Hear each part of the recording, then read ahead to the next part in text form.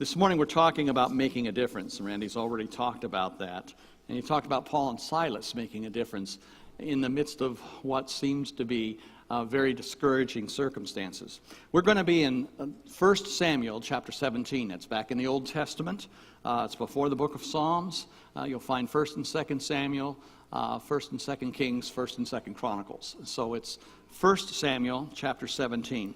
This is the third in our series called Dare to Believe, and it's really based on some of the things that we saw in the movie last week when we watched the movie Woodlawn. We had well over 100 people here last Sunday evening to watch that movie. We ran out of hot dogs. We offered free hot dogs, and when I finally went back, there were a few empty buns, which was a good problem to have. Everyone else got theirs. But we had the women's basketball team from Lake State here. We had the men's basketball team from Lake State here. We had a lot of people here to see that movie, and a lot of people said it really was important to them. It became a very powerful testimony. This series of messages, continuing today and going through 6 messages, all are based on some of the principles and some of the teachings we would find in that movie, Woodlawn. So let me ask you, have you ever been over your head? You ever felt like, whoa, this is way beyond me?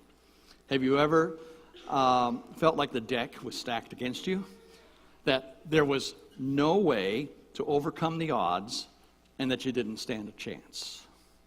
Some years back, there was a man by the name of Larry Walters who found himself in that kind of circumstance. How many remember the movie from a few years ago, the animated movie, Up?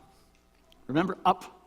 The old man missing his wife, didn't want to see the house torn down, and so what did he do? He attached balloons, intending to move the house, and wound up someplace he didn't expect to be.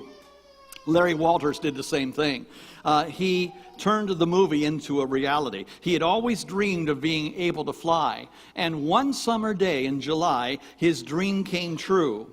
He made some peanut butter and jelly sandwiches. He grabbed a CB radio and a pellet gun, and then he got 36 weather balloons and filled them with helium. He also took a 6-pack of beer. There has to be alcohol in this story somehow for this thing to happen. And then he attached the weather balloons to his lawn chair, his aluminum lawn chair. In his mind, he thought, this will be great. I'll fly up 100 yards or so above my neighbors, and they'll gasp. And then when I'm ready to come down, I'll take the pellet gun, and one at a time, I'll shoot those balloons and gently lower myself to the earth. Well, he got all ready to do it, tied the balloons to his lawn chair. He released his anchor, and he went up. But he didn't go up 100 feet. He didn't go up 100 yards. He had so much helium in those balloons that he rose 11,000 feet into the air. And he realized, as he was at the 11,000 foot level, that he was still going up and was getting anxious. He especially got anxious when he also recognized that he was in the main approach corridor for the Los Angeles International Airport. One of the commercial pilots saw him floating in a lawn chair with weather balloons. He reported it to the tower, and of course there was a buzz all over the city. What he started doing was shooting those balloons, and it wasn't making much difference. And then he dropped his pellet gun, and he thought he was a goner. Turns out he had shot enough balloons that he did start to lower to the earth. When he got back down to terra firma, the LAPD was waiting for him. News reporters were waiting for him. He had made quite a splash in the afternoon news, and people were watching this live. And so they swarmed over him, and there was an impromptu press conference that took place. The reporters asked him, "Were you scared?" And he said, "Yes, I was." And then they said, "Would you do it again?" "No, I would not." And then they asked him the final question, a great question. They asked him, "Why in the world did you do this in the first place?" And you know what Larry Walters said? He said, "Well, you just can't sit there. You just can't sit there. Why let life pass you by if you have a dream and you can achieve it? You just can't sit there." You know, we need to make a difference. In our lives, we just can't sit. We need to realize that we're here at this worship service because we don't want to sit. You made the effort to come here today. You made the effort to be here because you realized things need to be changing for the good. And so you're here. But we can't just be spectators all our lives. There comes a time when we need to be participants, regardless of the odds. And today we want to talk about how we can take that kind of God-honoring risk in our lives and make a difference. There's a story in 1 Samuel chapter 17 of a teenager, a kid probably 14 or 15 years old at the time, who made a difference in history because he realized he could. And in spite of being up against impossible odds, he committed himself to do what God would have him do. Israel felt like the odds were impossible when they encountered a Philistine warrior by the name of Goliath. They were being ridiculed by the Philistines, and specifically by their leaders. They wanted to make a difference for the Lord, but they couldn't stand in the presence of this strong army and in the presence of their giant hero. And so the Philistines made fun of the fact that the Israelites believed in one true God, and yet their faith wasn't strong. And they mocked them, they ridiculed them, and they ridiculed their God. And so the Israelites had a choice. We let our enemies mock God, or we stand up for them. Out of all the Israelites who were willing to stand up for God, there was one who wasn't even a soldier, a brother to the soldiers. His name was David. And he had only to bring food. A young man chose to make a difference. David showed up. And David dared to believe 3 different truths about God in this well-known story of David and Goliath. Those truths, thousands of years later, today, no enemy is too strong. Look at 1 Samuel chapter 17 and verse 4. And we have a description here of Goliath. A champion named Goliath, who was from Gath, came out of the Philistine camp.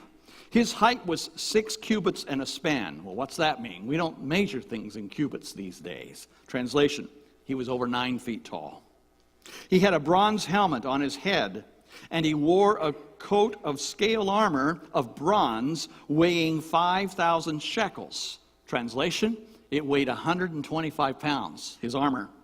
On his legs, he wore bronze greaves, and a bronze javelin was slung on his back. His spear shaft was like a weaver's rod, and its iron point weighed 600 shekels. That point on that spear, the point weighed 15 pounds. And his shield bearer went ahead of him. Goliath was so huge, and he was so well equipped and so armored that he had no place for the shield, so a regular-sized soldier walked ahead of him, bearing the shield to protect him. This is the man who came against the entire army of Israel. It turns out that the Philistines were on one hillside, the Israelites were on the other hillside, and the battle was supposed to take place in the valley between the hills. But no one moved because the army that moved would be at a disadvantage as they approached the other army and tried to climb the hill. And so sometimes what they did is they tried to settle their wars before there was any casualty and loss by letting one strong soldier go against another strong soldier, winner take all. And so this is what the Israelites were facing. They didn't have anyone who could even measure up to the strength and the might of Goliath. The next several verses describe how Goliath taunted the Israelite army. He said, "You know what? Pick one of your guys. Fight against me, and we'll save some casualties. If he defeats me, we'll become your subjects. But if I defeat him, you become our subjects." And no one dared to do that. The stakes were too high. Every eye looked to this enemy and said, he's too strong. They couldn't beat him. And so as a result, Israel didn't send anyone out. And verse 16 tells us that when It helps me if I get to the right page. Verse 16 tells us that they just couldn't sit there. But David recognized the importance of making a decision. In 1 Samuel chapter 17, a teenager named David searched his soul. He surrendered himself to God and allowed God to use him. All logic and all reasoning went out the window when God's people were facing impossible odds. This is what is so important for us to understand. David knew something that the rest had forgotten. When he came on the scene, he knew that God was the one who would be their God. And faith was the thing that would be stronger than Goliath's might. And the same is true for us. When we review a familiar story, we often have to understand that we too face our own giants. It's an old story, yes. And our giants are different than a man named Goliath who is 9 feet tall. Maybe the giant we're facing, the obstacle we have to stare at, is an addiction that continues to rear its ugly head. Maybe it's a marriage where we only feel like we are roommates. Maybe it's a depression that controls us, even when God says, I can overcome. Maybe it's loneliness due to an empty place at the table because a family member is no longer there. Maybe it's a financial debt that literally feels like it's suffocating us. We have our own giants, but it is still the same God we serve. And He is still the one who can conquer all things. No enemy is too strong. Second truth, no weapon is too weak. God specializes in taking weak instruments to be able to do His will. He did so all through the Scriptures. He did so with David and Goliath. We know that He did so with the army of Israel when they first came into the Promised Land and the walls of Jericho fell, not by anything they did, but simply because they marched and they shouted to God, and the walls came tumbling down. We know that the Apostle Paul, in his letter to the Corinthians, said that he could have bragged about all the things he had accomplished, but instead he had a thorn in the flesh. And he asked God to remove the thorn in the flesh. He asked God to take away whatever was crippling him. And God said, no, because my grace is sufficient for you. And Paul's conclusion was, I am strong in my weakness. I am strong in His power. In 1 Samuel chapter 17, verse 26, David saw the situation, and he asked the men standing near him, he says, who is this uncircumcised Philistine that he should defy the armies of the living God? And he said, you're all wondering, who is going to fight this guy? And David's answer was, it's going to be me, guys. If none of you are willing to, I am going to fight him because no enemy is too strong. The outcome of the encounter is not going to be based on what kind of strength I have or on the amount of armor I wear. By the way, King Saul wouldn't fight him. King Saul didn't have anyone else volunteering, and so he had no other options. But to protect David, he gave David the king's armor. And when David put on King Saul's armor, it was too large. And he said, I can't move around in this. And so he took it off, and instead he took his slingshot, and he picked up 5 smooth stones from the brook. And with a slingshot and 5 stones at the ready, David was willing to say that no enemy is too strong when we face what God has for us. If you look at 1 Samuel chapter 17 again, and you look at verses 43 through 47, you find these words. It says that Goliath said to David, am I a dog that you come to me with sticks? And the Philistine cursed David by his gods, by the Philistines' gods. And he said, come here, I am going to feed you to the birds. And so as the Philistine lumbered down into the valley in his full armor with his shield bearer in front of him, he expected David to hightail it and run because everyone else did. But instead, David advanced. And David said, the battle is the Lord's, and He will give you into our hands. And so he grabbed his sling, And he put a rock in it, and he started spinning that sling around, and he let loose at the right time, and that one stone hit the one unprotected part of Goliath's forehead and knocked him out. Immediately David rushed over, took Goliath's sword, and beheaded him. The Philistines couldn't believe what they had just seen. Their champion was down. He wasn't down, but now he was dead. And they probably reasoned, wait a minute, if a kid can do this to our giant of a man, what's he going to do to us? And they fled, and the victory was great. You see, when we mock God, there are consequences to pay. And that's a good lesson for us to learn. We can't mock God in our words. We can't mock God by ignoring His word. We cannot turn a blind eye or a deaf ear to what He tells us to do. And if He impresses upon our hearts something to do, some decision to make, some place to go, something to honor Him, we can't turn around and say, I'd rather not. No, because in spite of all the obstacles that face us in our walk in Christ, no weapon is too weak when God has His hand on it. No enemy is too strong. No weapon is too weak. And the third truth is this: no battle is too big. We watched a movie last Sunday night. We watched the movie Woodlawn. And there was a time when Tony had a chance to have a great play and a big run. And on that football field, he ran with all his might, but he ran to the sideline. And the team lost because he didn't run to the goal. He was asked later why he ran to the sideline. And he said, I didn't want to get hurt. The teen chaplain reminded Tony of the story of David. And he showed him a stone. And he said, Tony, the battle is the Lord's. And so the next time Tony had the opportunity to get out and run, he ran with all his might, and he hit people, and he was hit himself, and he hurt, but he got to the finish line, and the game turned around, and they not only won that game, but they started winning other games as well. When he got back to the bench and sat down, the teen chaplain, leaning against the fence behind the bench, said, Tony, how does it feel? He said, it feels good. It feels good.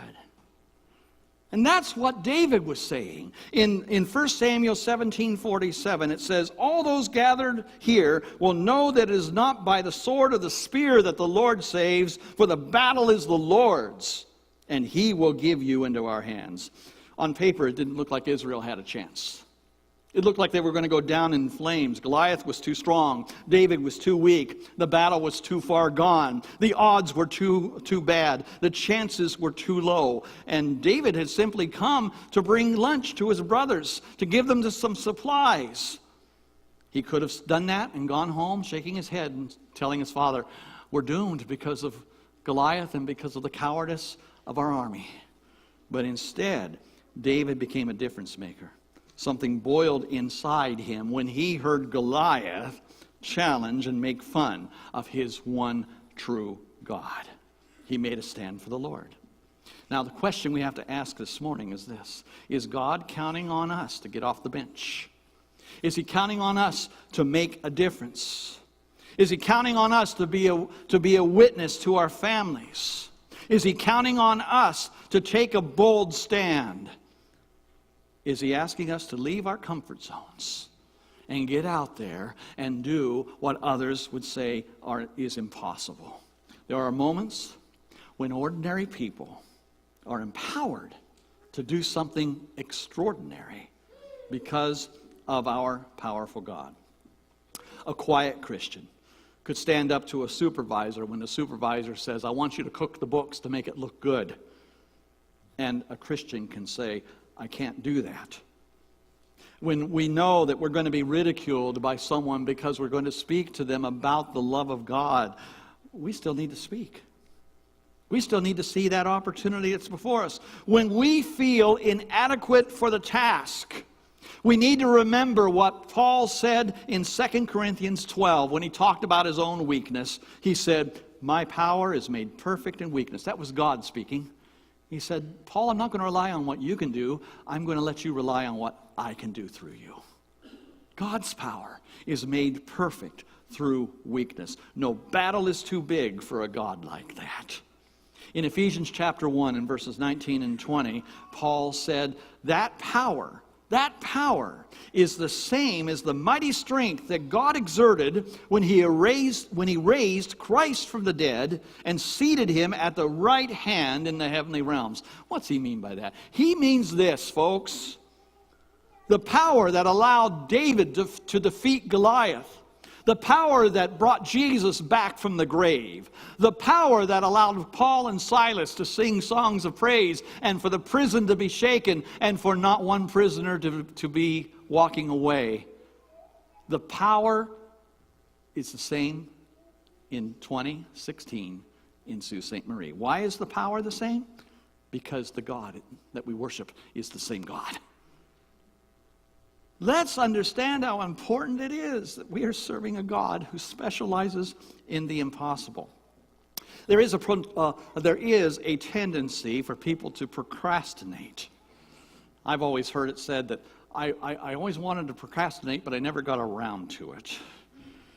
You know, I'm happy to stop procrastinating when it comes to my faith in God. I'm happy to make a commitment and a decision and to realize it's not what I do, it's what He's done and what He's doing through me and what He will do for all eternity. There comes a time when we need to make our stance. And there comes a time when it looks like we'd rather sit on the bench or not even show up on the playing field. But God says, you know, this is my battle, and I will win. Remember that God can use anyone, anywhere, at any time to make a difference. We need to become committed followers who trust in a powerful God. After all, we just can't sit there. God specializes in doing things that are impossible. And so let's quit being spectators. And let's get involved. Let's make a difference. There was a camp chorus that I grew up with that always meant a lot to me. And some of those choruses are just gone. They're lost. People don't sing them anymore. But this one is still emblazoned in my heart. Got any rivers you think are uncrossable? Got any mountains you can't tunnel through? God specializes in things thought impossible. He does the things others cannot do. You may be facing something that looks insurmountable, but our God is there, and He will help us through. We can make a difference. We can make a decision to follow Jesus Christ. And so we invite you to do that. We invite you to recognize that the battle is the Lord's. And as we honor Him in who we are and what we do, He will honor us. If you're ready to follow Christ, if you need to come to Him, we invite you to do that. Let's stand together and let's sing.